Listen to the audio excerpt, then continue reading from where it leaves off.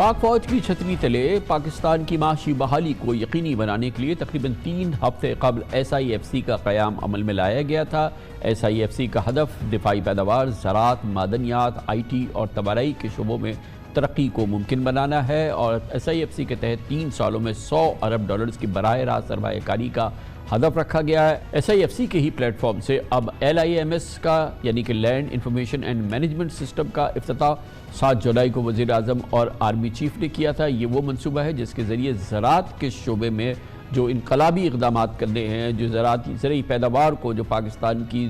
خطے کے ممالک کے مقابلے میں کئی گنا کم ہے، اس کو ہم پلہ کرنا ہے، اس میں مزید اضافہ کرنا ہے۔ یہ تمام منصوبے پاکستان کی ترقی کا ایک نیا راستہ فراہم کر سکتے ہیں، خاص طور پہ زراعت کے شعبے میں، اور SIFC کے تحت جو بیرونی ملک سرمایہ کاری متوقع ہے یا جس کا وعدہ کیا گیا ہے، اس کا مقصد یہ ہے کہ one stop one window operation فراہم کیا جائے اور سرمایہ کاروں کو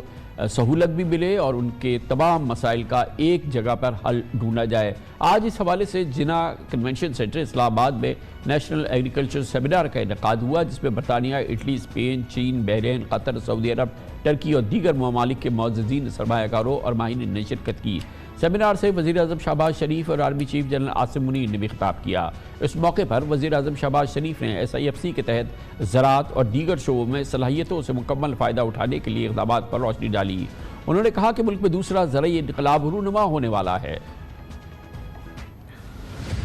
مجھے یہ نظر آ رہا ہے کہ انشاءاللہ یہ دوسرا زرعی انقلاب پاکستان میں رونما ہونے جا رہا ہے، اور اس میں the whole of the government is part of this program۔ وفاقی حکومت، صوبائی حکومتیں، تمام ادارے اور افواج پاکستان اس ویژن کو جو ہمارا گرین پاکستان انیشیٹو ہے، اس کے لیے خلیجی ممالک سے وہ انویسٹمنٹس کرنے کے لیے تیار ہیں۔ 3-4 دن پہلے جب ہماری میٹنگ ہوئی تو وہاں پر ان کے سفراء موجود تھے، جب ہمیں سپاہ سالار نے ہمیں وہاں پر انوائٹ کیا، اور وہ بالکل تیار ہیں کہ ہم پاکستان میں انویسٹمنٹس کرنے کے لیے تیار ہیں، اور وہ آئیں انویسٹمنٹس کریں، اور اس پروگرام کے ذریعے انشاءاللہ اگلے 4-5 سال میں $30-40 ارب $50 ارب کی سرمایہ کاری کہیں نہیں گئی، اور وہ پھر آپ اجناس پیدا کریں جو لینڈ آپ کی کاشتکاری کے قابل ہے مگر نہیں ہو رہی، کہ وہاں پر پانی نہیں ہے، یہاں پر ہم گئے نہیں، اس کو ہم بروئے کار لائیں گے تو کتنی آپ کی پروڈکشن بڑھے گی جو آپ ایکسپورٹ کریں گے۔ انشاءاللہ اس پروگرام سے تقریباً 40 لاکھ لوگوں کو جابز ملیں گے۔ Chief of army staff general Asim Munir نے بھی شرکاء سے خطاب کیا اور پاکستان کے عوام اور حکومت کو SIFC کے تحت شروع کیے جانے والے تمام اقدامات بشمول آج کے گرین پاکستان انیشیٹو کے لیے فوج کی مکمل حمایت کا یقین دلایا۔ Land information and management system GHQ میں ڈائریکٹر جنرل اسٹریٹجک پروجیکٹس کی زیر نگرانی کام کرے گا۔ یہ جدید ترین نظام ایک ہی چھت تلے زرعی اراضی، فصلوں کے لیے بیجوں، آب پاشی کے نظام اور ماحولیاتی نقصانات سے نمٹنے کے بارے میں کاشتکاروں کو جدید زراعت کی مہارت، وسائل، ٹیکنالوجی اور ٹیکنیکل معلومات فراہم کرے گا۔ اس موضوع میں بات کرتے ہیں اور اس کے لیے ہم نے دعوت دی ہے جناب ڈاکٹر اکمل صدیق کو، جو مشیر ہیں وزارت نیشنل فوڈ سیکیورٹی کے۔ بہت بہت شکریہ ڈاکٹر صاحب، آپ نے ہمیں جوائن کیا ہے، کیونکہ پاکستان میں منصوبوں کی کمی نہیں ہے، اور جب بھی کوئی منصوبہ اعلان ہوتا ہے، چاہے جتنا بھی اس کے پیچھے شور ہو یا جتنا بھی اس کی تشہیر ہو، ہم لوگوں کو شک ہوتا ہے کہ کیا یہ پرانے جیسے منصوبوں کا اس کا انجام نہ ہو جائے یا کچھ نہ ہو جائے۔ یہ بہرحال اس میں ہم نے یہ SIFC کا قیام دیکھا، اس میں فوج کی جو ہم نے اس میں وہ امبریلا دیکھی، اس کے بعد یہ LIMS بن گیا، یہ تمام چیزیں ہو گئی۔ ہماری اطلاعات کے مطابق جو اس میں فورن انویسٹمنٹ آنی ہے مڈل ایسٹ سے، اس کی بھی بڑی سیریس جو ہے وہ معاملات شروع ہو گئے ہیں۔ تو کیا ہم یہ کہہ سکتے ہیں کہ آلریڈی یہ ایک آپریشنل سٹیج کے اندر داخل ہو چکا ہے یہ پروگرام جو ہے؟ جی کامران صاحب، بہت شکریہ، آپ نے مجھے دعوت دی ہے۔ دیکھیے، ہر بڑا جو انیشیٹو ہے اس کو شروع کرنے کے لیے کافی سارے اقدامات کرنے پڑتے ہیں،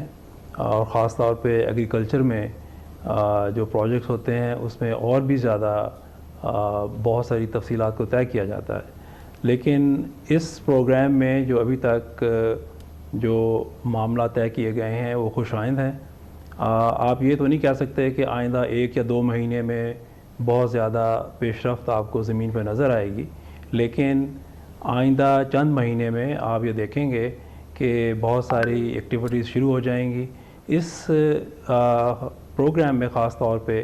حکومت کا یہ پلان ہے کہ ہم فورن انویسٹرز کے ساتھ جوائنٹ وینچر کریں، اور خاص طور پہ تھل اور جو ساؤتھ پنجاب میں اور سندھ کے کچھ علاقوں میں جو ڈاکٹر صاحب ویسٹ ہے وہ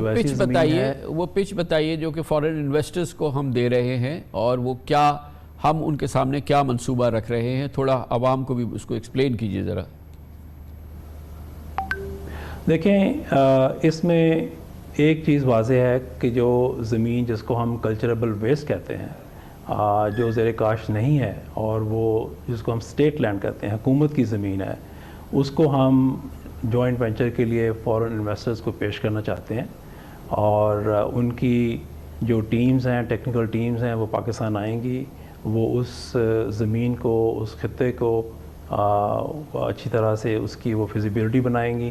پھر جوائنٹ وینچر میں پروگرام یہ ہوگا کہ زمین اور پانی جو ہے وہ حکومت فراہم کرے گی، اور جو اس کی مینجمنٹ ہوئے گی اور اس میں جو انویسٹمنٹ کی جائے گی، خاص طور پہ مشینری آئے گی، مینجمنٹ ہوئے گی، وہ فارن انویسٹرز اس میں لے کے آئیں گے۔ تو ڈاکٹر صاحب ہمارے ہاں ییلڈ جو ہے وہ ہمارے خطے میں کے مقابلے میں کچھ نہیں تو آدھی ہے، اور بہت ہی ڈپلوربل سچویشن ہے۔ ہماری جو کلٹیویشن ہے، اور جو ہماری ییلڈ ہے، جو ہمارے ریزلٹس ہیں، جو ہماری فارم لینڈ مینجمنٹ ہے، ہمارے فارمرز کی جو اسکل ہے یا جو ان کا وہ ہے، یہ گیپ کیسے پورا ہوگا؟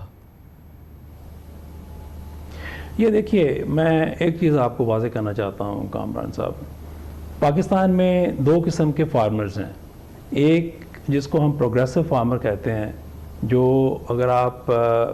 کسی اچھے فارم پہ، خاص طور پہ ساؤتھ پنجاب میں، رحیم یار خان میں، ملتان میں آپ جائیں، اور سندھ میں بھی کچھ ایسے ایریاز ہیں،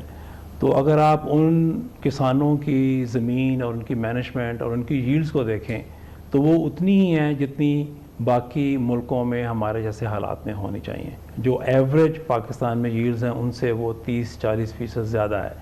صرف اس کی وجہ کیا ہے کہ ایسے فارم جس کے اوپر ٹیکنالوجی اور کریڈٹ اور اچھے بیج استعمال کیے جاتے ہیں، وہاں پہ ییلڈ جو ہے وہ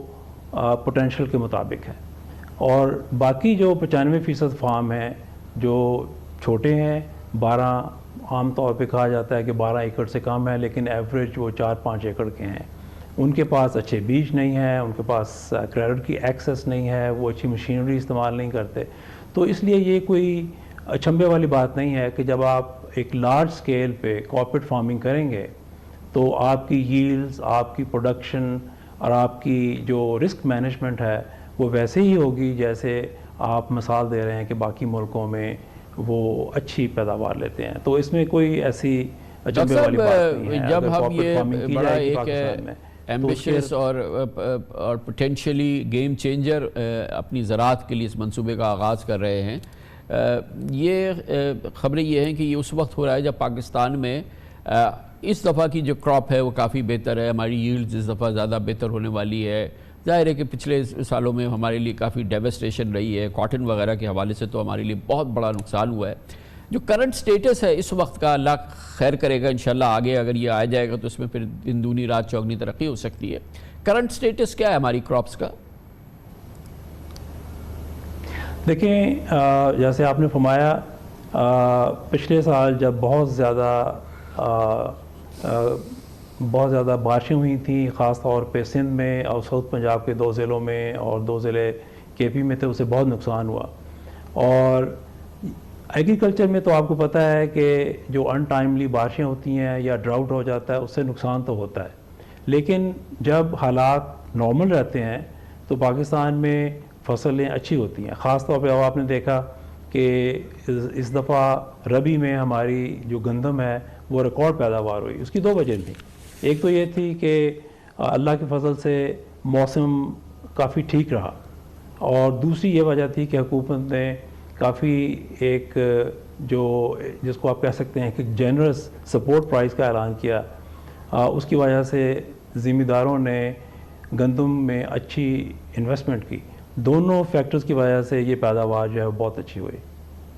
اور کاٹن کی کیا آپ کے پاس خبریں؟ دیکھیں، کاٹن پچھلے سال تو اچھی نہیں تھی، ایک تو وہ کاٹن کافی خراب ہو گئی بارشیں ہونے کی وجہ سے، لیکن اس سال خبر یہ ہے کہ فصل بہت اچھی ہے، ख़ास तौर पे सिंध और साउथ पंजाब से बहुत ही अच्छी खबरें आ रही हैं। हमारा ये ख्याल है कि 12 मिलियन बेल तक पैदावार हो सकती है। तो अभी तक तो कॉटन की जो खबरें आ रही हैं वो बहुत अच्छी हैं और ख़्याल है कि ये पैदावार बहुत अच्छी होगी। थैंक यू सो मच, बहुत बहुत शुक्रिया। डॉक्टर अकमल सिद्दीक हमारे साथ थे। और यकीनन अगर जिस तरह का ये मंसूबा शुरू किया गया है, SIFC, LIMS, फ़ौज की छतरी और बहुत पुरज़ोर तरीके से पूरी रियासत पाकिस्तान में ज़रूरी इनकलाब बपा करने के लिए कमर बस्ता है, यकीनन आगे हालात बहुत बेहतर हो सकते हैं। पाकिस्तान की मजमूई कौमी पैदावार में इजाफा हो सकता है आइंदा 1-2 सालों के दौरान, और काफ़ी खातिर ख्वाह इंशाअल्लाह इजाफा होगा। कमर्शियल ब्रेक, इस दौरान न्यूज़ हेडलाइंस देखें, जिसके बाद हम अपने प्रोग्राम के बाकी हिस्से के साथ वापस आएंगे।